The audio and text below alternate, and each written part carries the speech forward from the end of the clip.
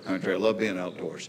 So I'm on a bow hunt in the Northwest Territories of Canada, 30 miles south of the Arctic Circle. And anybody that says we're running out of places for people to live has never been up there, because it's like the moon. There's nothing. I mean, we were staying in this little, we got dropped off by a float plane, and we were staying in this little lean-to down by a lake, but to hunt these caribou, they lived up above the sheep. I didn't know that. I thought, caribou, I've seen them on TV. They go in herds of thousands, and you just hide behind a rock and shoot one. Hell no, they're up there above the sheep. And I'm like asking the guide, where are we gonna go? He goes, well, see the top of that mountain? I'm like, oh no, really? He goes, no, the mountain past that, that's where we're going. So you just walk your butt off. So the first day we go up there, and it seems like we walked forever, and we found a few caribou, but none we wanted to shoot. So we stay out there glassing all day, and at night we're walking back. And I mean, we probably walked 10 or 12 miles. You know, you got these backpacks on, you're carrying your bow, and you're dead tired. And as we crest the hill down in the valley, I can see the lake where our lean-to is. And our guide's like, come on, we're going this way to the left. I go, dude, no. I said, we can cut straight down through here and cut the distance in half, and we'll be back at the lean-to. He goes, we could, but that's where all the grizzly bears live, is right down in that valley.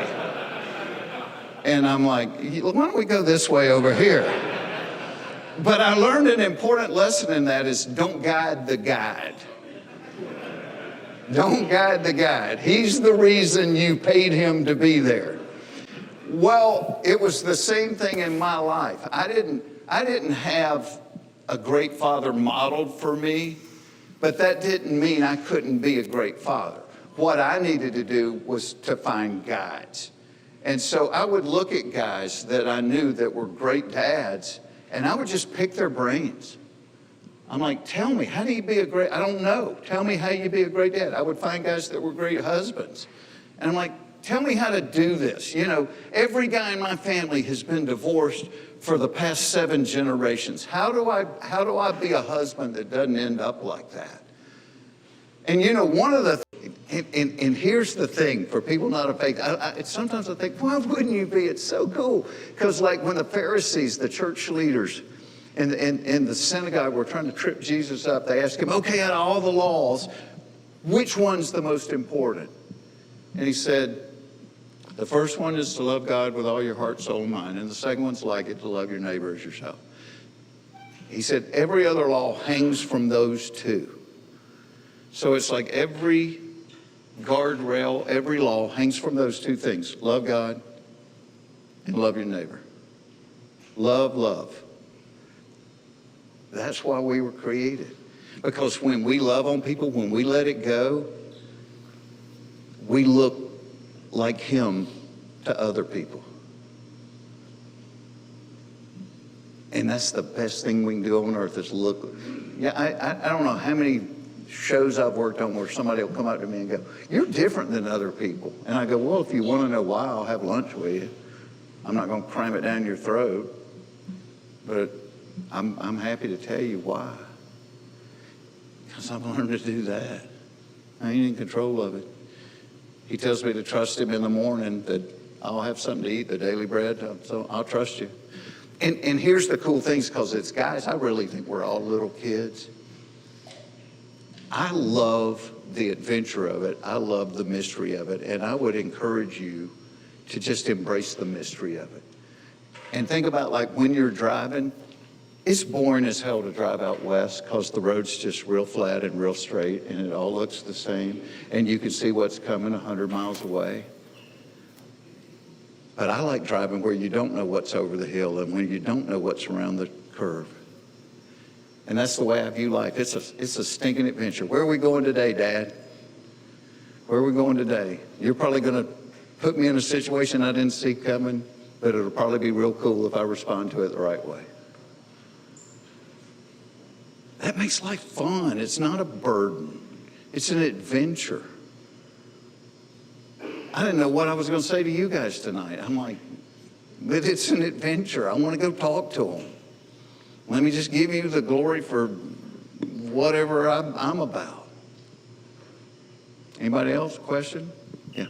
I really think we all want to find what our purpose is because, I mean, it's either one way or the other. We're either, for the people that don't have faith, we're a total accident.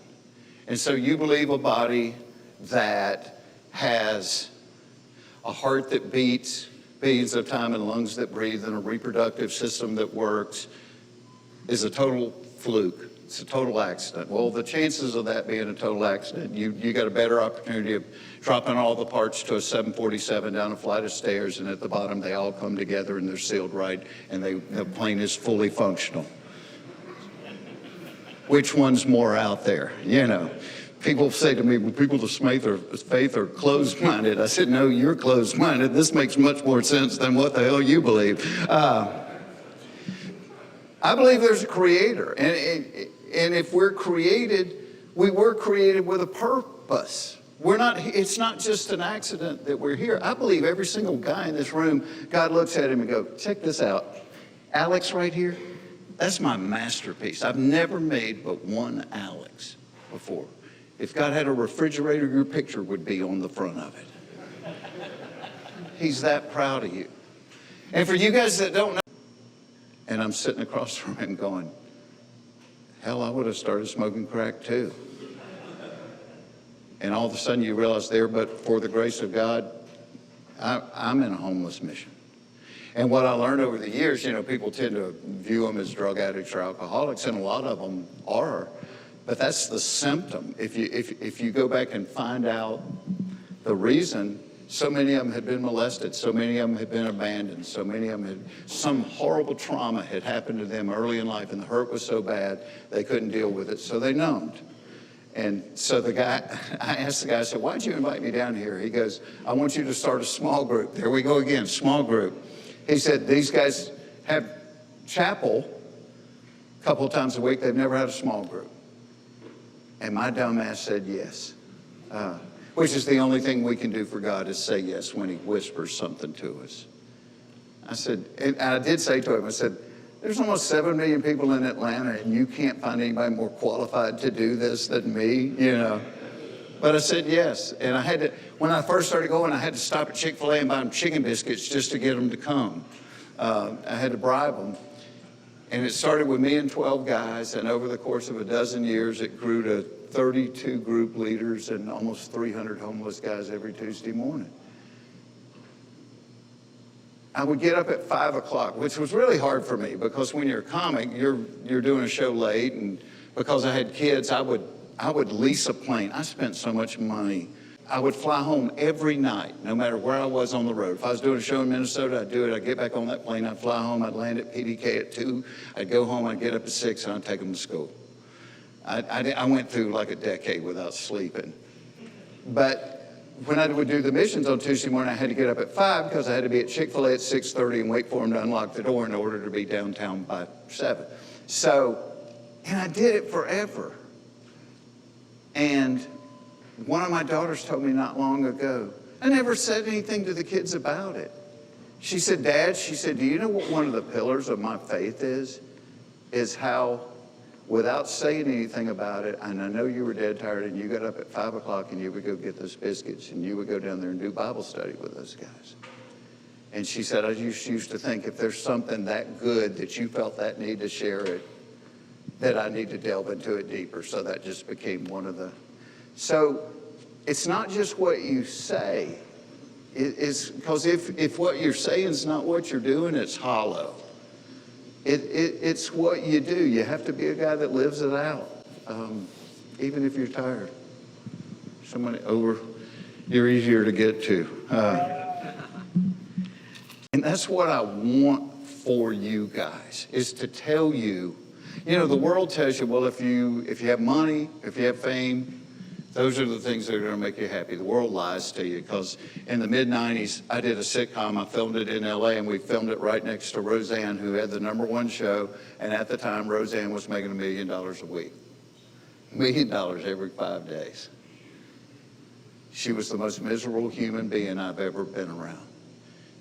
She had all that fame and all that money, and she'd be in the parking lot trying to run over people. She'd be in the parking lot screaming at people and throwing things at them. And I'm like, okay, the world lied because fame and money hadn't made her happy. You don't get a practice lap here. Be wise. It's not like NASCAR where you can go around and get your tires hot for a few times and then you start the race. We get one lap. Every day matters. And that's what life is. It's choices and consequences. Here's what I would encourage you to do in addition to having a small group. Think about the men in your life that you look at and you think, that's the kind of man I want to be. Might be an uncle, might be a grandfather. You know, I was lucky. I had a really good grandfather. Never told me he loved me, but I know he did because he took me everywhere he went after my dad left. But you look at the men in your life that you go, that's the kind of man I want to be. And I will be willing to bet you every single one of them was not a self-focused person.